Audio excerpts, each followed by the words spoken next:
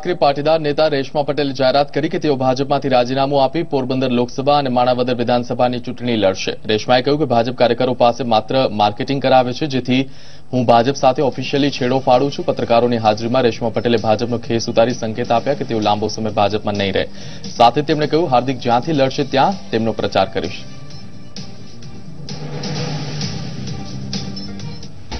ભારતીય જનતા પાર્ટીનો આ કેસ છે અને ભારતીય જનતા પાર્ટીને અધ્યક્ષને, ગુજરાત પ્રદેશ અધ્યક્ષને લખેલો મારી પાસે આ લેટર છે। ભારતીય જનતા પાર્ટીથી હું ઓફિશિયલી છેડો ફાડી રહી છું।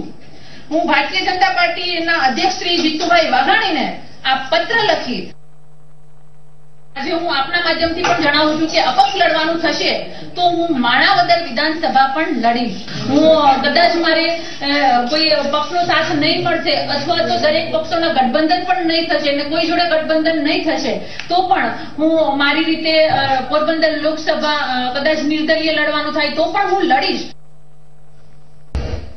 હાલમાં જે સમાચાર મળી રહ્યા છે, વાત કરીએ તો ફ્રાન્સમાં મસૂદ અઝહરની સંપત્તિ જપ્ત થશે। જૈશ એ મોહમ્મદનો ચીફ છે મસૂદ અઝહર, ભારતનો મોસ્ટ વોન્ટેડ છે મસૂદ અઝહર।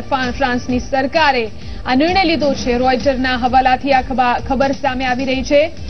મસૂદ અઝહરની સંપત્તિ ફ્રાન્સની અંદર જપ્ત કરવામાં આવશે। જૈશ એ મોહમ્મદનો ચીફ છે મસૂદ અઝહર, ભારતનો મોસ્ટ વોન્ટેડ છે મસૂદ અઝહર। ફ્રાન્સની સરકારે આ નિર્ણય લીધો છે। રોયટરના હવાલાથી આ ખબરો સામે આવી રહી છે। તો ભારતમાં પુલવામા હુમલો કરાવવા પાછળ પણ જૈશ એ મોહમ્મદનો હાથ હતો અને જૈશ એ મોહમ્મદનો આકા, તેનો ચીફ છે મસૂદ અઝહર। ભારત માટે મોસ્ટ વોન્ટેડ છે મસૂદ અઝહર અને ફ્રાન્સની અંદર તેની સામે કાર્યવાહી કરવામાં આવી રહી છે। તેની સંપત્તિ ફ્રાન્સ જપ્ત કરશે। જૈશ એ મોહમ્મદનો ચીફ છે મસૂદ અઝહર અને ભારત માટે મોસ્ટ વોન્ટેડ છે મસૂદ અઝહર। ફ્રાન્સની સરકારે આ મહત્વનો નિર્ણય લીધો છે। રોયટરના હવાલાથી આ ખબરો સામે આવી રહી છે। ઉલ્લેખનીય છે કે હાલમાં જે પુલવામા હુમલો કરવામાં આવ્યો હતો તેની જવાબદારી પણ જૈશ એ મોહમ્મદે સ્વીકારી હતી અને જૈશ એ મોહમ્મદ નામના આતંકી સંગઠનનો ચીફ છે મસૂદ અઝહર। તો ફ્રાન્સની અંદર હવે મસૂદ અઝહરની સંપત્તિ જપ્ત કરવામાં આવશે અને આ નિર્ણય ફ્રાન્સની સરકારે લીધો છે। રોયટરના હવાલાથી આ ખબરો સામે આવી રહી છે।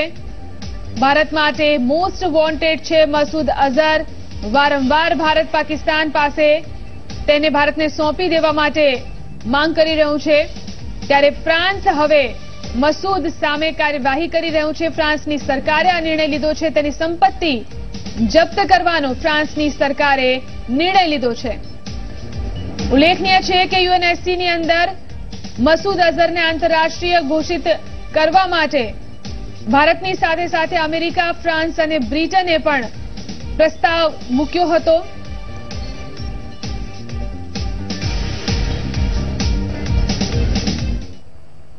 બીજા સમાચાર